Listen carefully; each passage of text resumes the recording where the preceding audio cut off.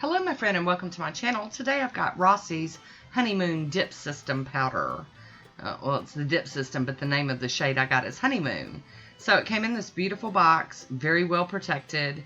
It's very nicely packaged and they've got all sorts of colors. Kylie from Rossi got in touch with me and asked me if I wanted to demo these on my channel. And I said, sure. So it comes with a beautiful pamphlet that breaks down all the steps very nicely, very organized and tidy.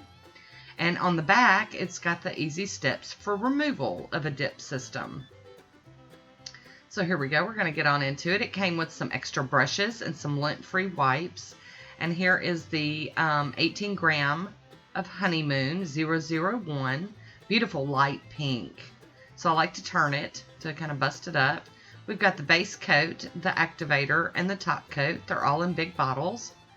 Mine did come with a protective seal on it, and it says to apply a thin base, a hairline from the cuticle area. So I am brushing on a very thin layer of the thin base, nice and even.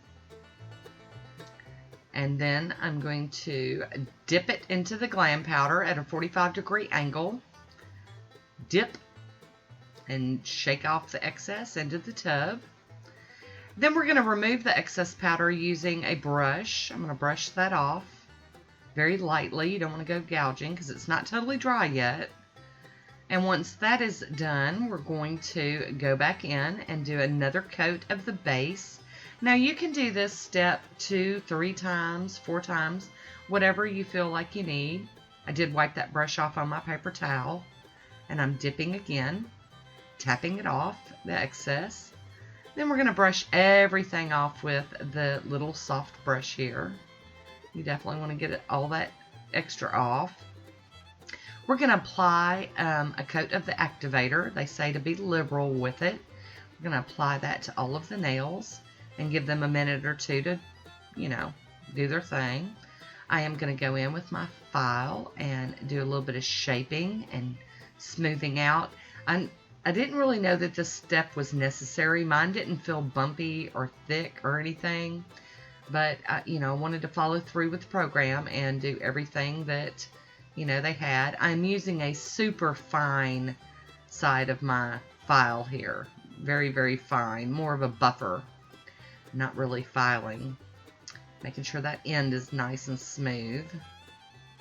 So there we go. And next we're going to clean this off with a alcohol, no lint, you want to use a lint-free wipe of some type, I would imagine. And I'm getting under the nails as well to get any of that dust and powder out from under there that might have gotten under. Next we're going to apply the top coat with a quick thin layer, trying to be very neat with it. And I'm going to let that dry.